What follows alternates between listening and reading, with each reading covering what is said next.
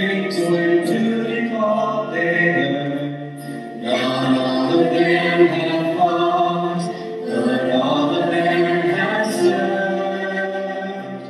While it's time and known that you're grateful for every sacrifice. While it's time, let them see what they did made a difference in your life. My father was in the military. He spent 28 years in the United States Air Force, so I spent my first 18 years before I went to college. I spent my whole life on military bases all over the world. And I have never, even though I've lived in more than one country, I have never been to a community that spent more time focusing on supporting their military than the city of Terrell. I am not aware of any time when a son or daughter of Terrell who may have fallen overseas has come home and the entire community not recognized their sacrifice and the sacrifice of their families, and that is to be honored and appreciated. So thank you very much from all of us who do not live in Terrell for your demonstration to the rest of us of how we should treat our members of the military. This morning, I don't know if you have the chance, but I was struck by the remembering our fallen exhibit, which is in remembering our fall. Freedom is not free. It has never been free. The words of the Star-Spangled Banner were written by Francis Scott Key and was inspired by the sight of the flag of the United States waving proudly over the hymn on the morning after the British naval bombardment during the War of 1812. I ask you now to please stand for the presentation of the colors.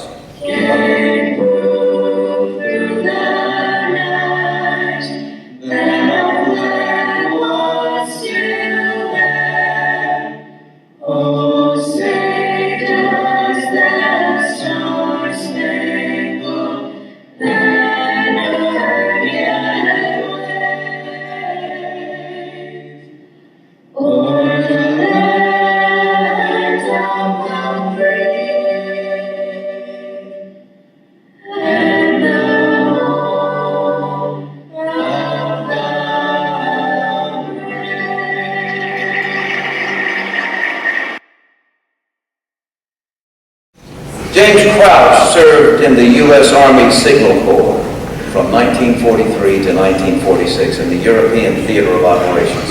Now, his assigned duty was to travel to and from the front line. He carried orders, he carried intelligence information, he carried mail, and that often required that he do that under the cover of darkness. Corporal Crouch represents the men and women of what Tom Brokaw has recognized as the greatest generation.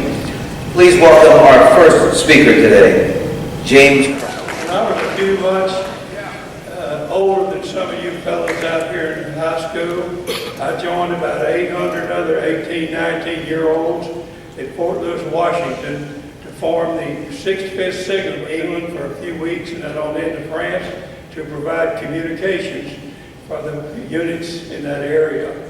My job as a message center courier was to take the official mail and the classified documents from the Corps headquarters out to the units along the front lines.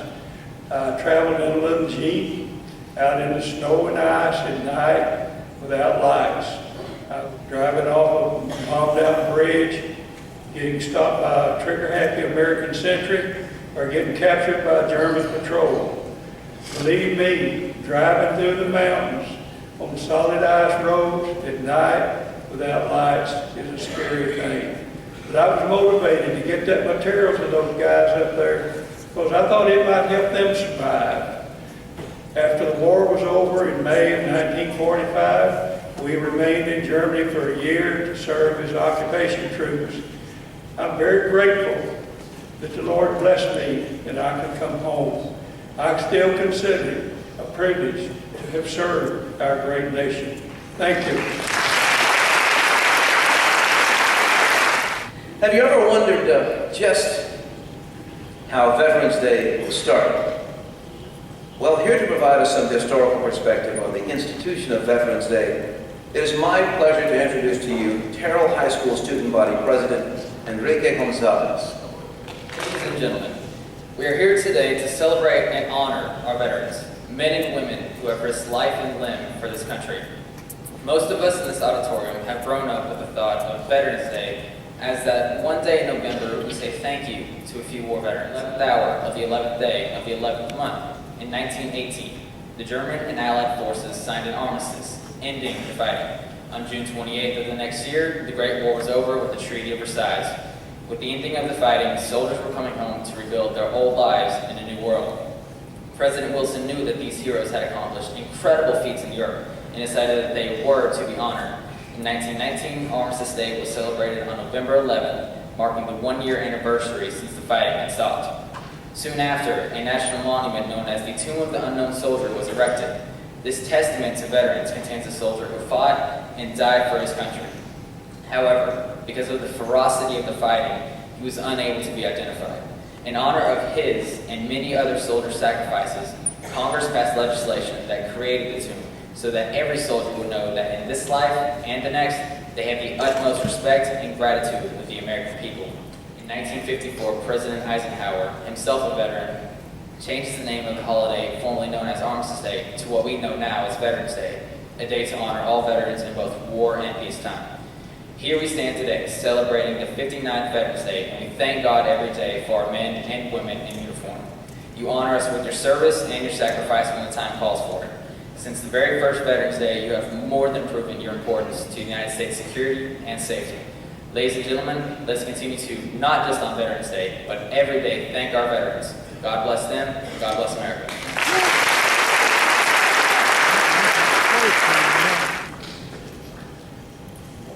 Makes the parents feel good to see a young person say some good things about the country.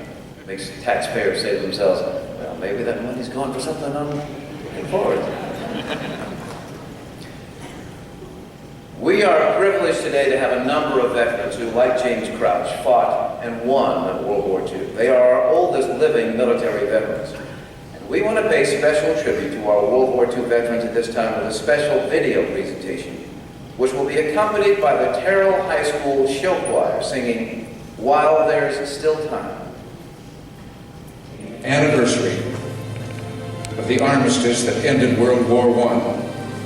The armistice that began on the 11th hour of the 11th day of the 11th month. And I wonder, in fact, if all Americans' prayers aren't the same as those I mentioned a moment ago.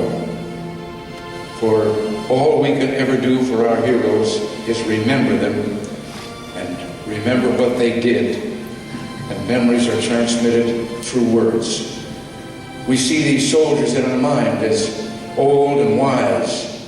We see them as something like the founding fathers, gray and gray-haired. But most of them were boys when they died, and they gave up two lives, the one they were living and the one they would have lived. When they died, they gave up their chance to be husbands and fathers and grandfathers. They gave up their chance to be revered old men. They gave up everything for our country, for us. And all we can do is remember. A promise in the words for which General Ridgway listened, I will not fail thee nor forsake thee.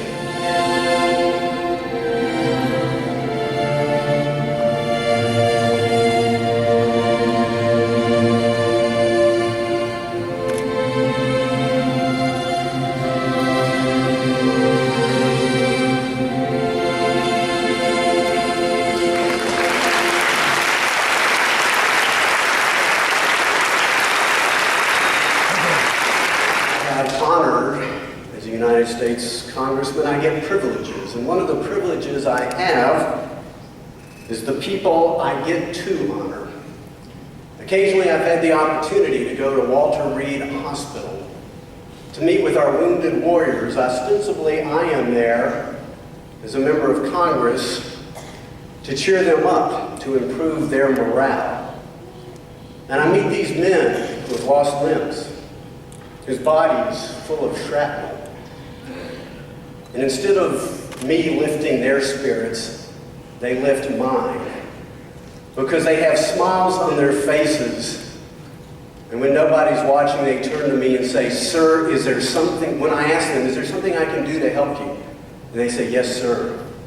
Tell me what you can do to help me get back to my unit so I can again serve my country." One way that we can look upon the cost of freedom and honor those is to remember not only their names, but their faces. There are 20 exhibit panels in this display, measuring over 200 feet in length, honoring 600 Texans who have since been killed in the war on terror in Afghanistan and Iraq while wearing our nation's uniform, including proud sons of Terrell, Texas, Staff Sergeant Brady Berry of the U.S. Army National Guard, Specialist Jonathan Emmer of the United States Army, Sergeant Gerardo Moreno of the United States Army, Specialist Joseph Lewis of the United States Army, and Staff Sergeant Sean McCaa, also of the United States Army. This exhibit will be open to the public here today from 10 to 2 and 5 to 8 each weekday through Wednesday of November 13th. It'll also be open Saturday from 9 to 3 and again on Sunday from 1 to 5. I would urge each of you to look upon those faces, to think of the lives interrupted and cut short, particularly those of you who stand with me today as one of the protected. So treasure your freedom, celebrate your freedom. Find a way, if you don't wear your nation's uniform, to fight for freedom. Thank those who are living today and honor those who have passed away, who gave it all. May God continue to bless and keep this republic and all those who have fought to keep her free. Thank you.